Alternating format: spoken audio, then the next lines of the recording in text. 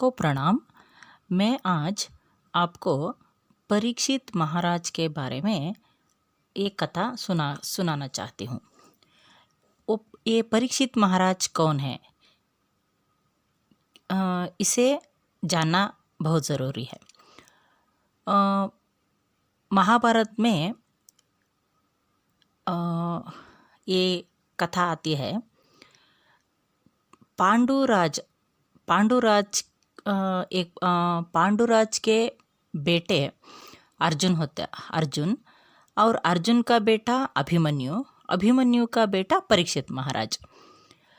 ये परीक्षित महाराज कलयुग स्टार्ट होता है ना, उस समय का राजा होते थे और वो अधिक धार्मिक राजा थे। वो कलयुग का आरंभ होने के नाते धर्म का धार्मिक ज़्यादा था।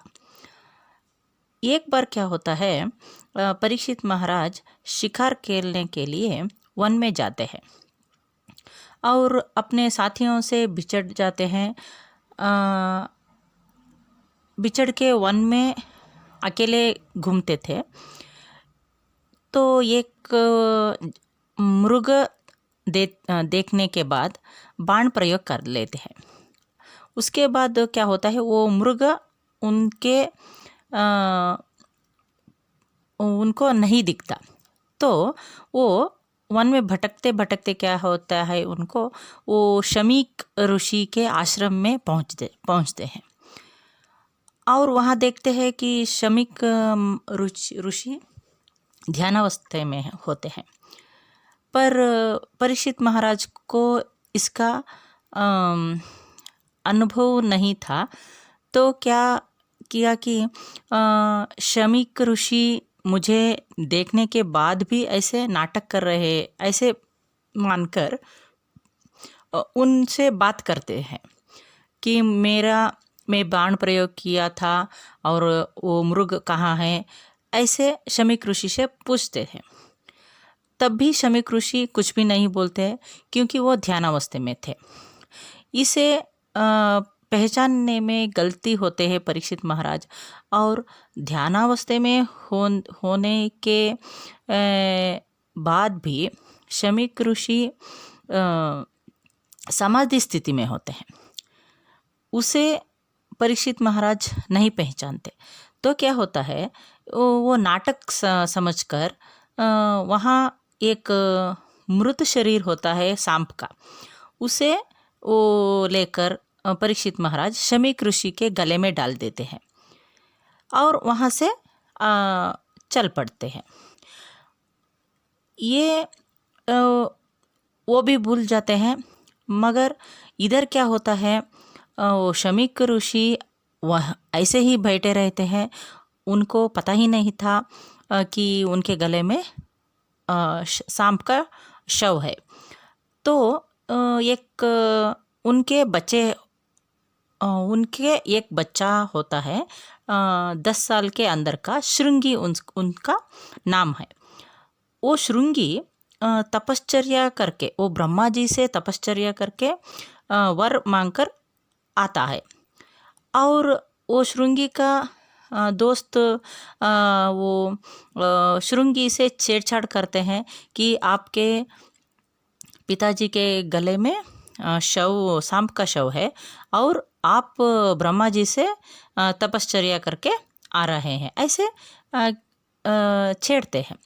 तो वो श्रृंगी को बहुत गुस्सा आता है तो वो उधर से ही अपने पिता से मिलने से पहले ही वो बहुत क्रोधित होते हैं और पूछते हैं, क्या मेरा पिता कुछ गलत काम किया क्या, कौन उनके गले में सांप डाला, ऐसे विचार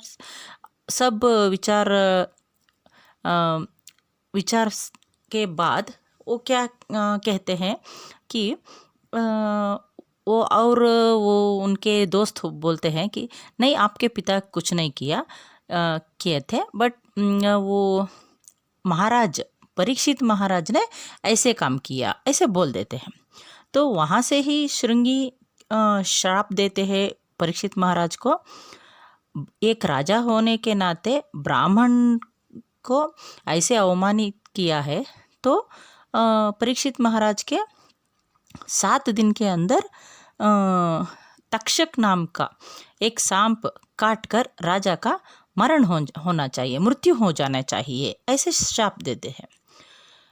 और वहाँ से पिताजी के पास आकर बैठते हैं और तब भी वो ऋषि को समाधि स्थिति में ही रहते हैं। थोड़ी देर के बाद वो ध्यानावस्था से बाहर आकर बच्चे को, श्रृंगी को देखते हैं और बातचीत करते हैं। तब वो श्रृंगी बताते हैं कि मैंने आपके गले में इस सांप को देखकर मुझे बहुत गुस्सा आया और ये इसे विचार करने के बाद मुझे पता चला कि परीक्षित महाराज ने ऐसे किया, तो मैंने उनको श्राप दे दिया है।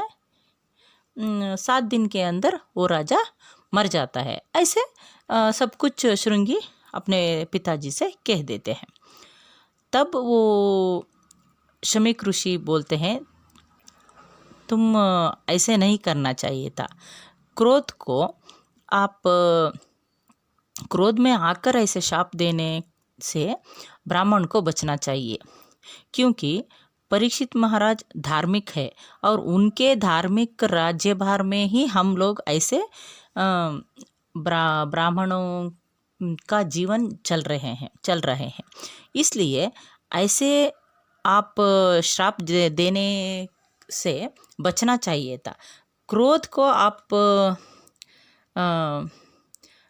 क्रोध से ऐसे श्राप देने से पहले आप सोचना चाहिए था, ऐसे नहीं करना चाहिए। वो धर्म के विरुद्ध है। ऐसे वो बातचीत कर रहे थे। श्रृंगी तब बोले कि मैं श्राप दे दिया हूँ और वो अवश्य पूरा होगा, क्योंकि मैं एक बार भी झूठ नहीं बोला है।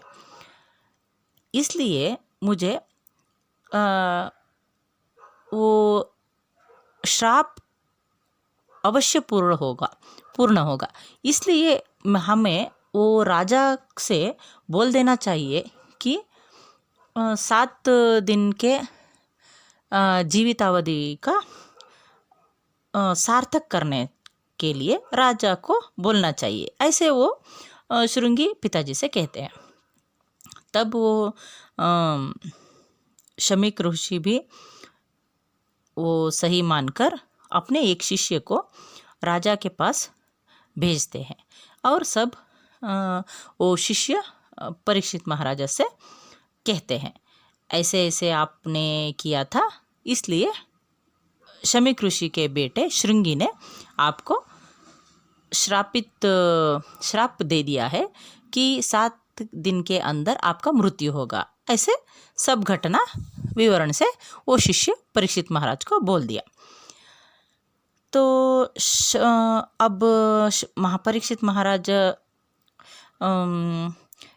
क्या करना चाहिए? इस श्राप से मुक्ति तो नहीं होता, इसलिए वो जीवन सार्थक होने के लिए वो निर्णय करता है कि भागवत पुराण सुनने का निश्चय करते हैं वो परीक्षित महाराज। तो वहाँ वो भागवत पुराण 7 दिन आयोजित करते हैं और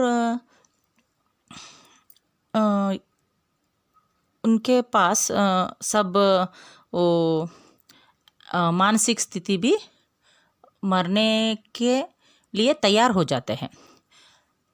तो ये क्या होता है, ऐसे ही 7 दिन ढलते हैं और 7वें दिन शाम को वो सोचते हैं अब तक किसी सांप आकर मुझे नहीं काटा, तो वो तक्षक नाम का वो सांप है ना, वो उससे मैं बच गया हूँ, ऐसे वो सोचते हैं। और पास में एक फल शाम को फल खाने के लिए वो हाथ में पकड़ते हैं। वो सोचते रहते हैं वो तक्षक आज शाम को भी नहीं आया, तो ये शाम ढलने के बाद शाप विमुक्त हो जाऊंगा, ऐसे भ्रांत होता है। पर वो क्या होता है, फल के अंदर एक कीड़े के रूप में तक्षक सांप वहाँ बैठा हुआ था। वो उसी वक्त बाहर आकर तक्षक महाराज को काट देते हैं और तक्षक महाराज भस्म हो जाते हैं उसी वक्त। ऐसे श्रृंगी का श्राप पूर्ण हो जाता है। ये सब महाभारत के महाभारत के पुराण में आते हैं ये सब विषय। और मैं ऐसे ही महाभारत के छोटे छोटे कहानी को अगले वीडियो पे बताऊंगी। सुनने के लिए धन्यवाद। अच्छा लगा तो सब्सक्राइब कीजिए, लाइक कीजिए। साईं राम, साईं राम, साईं राम।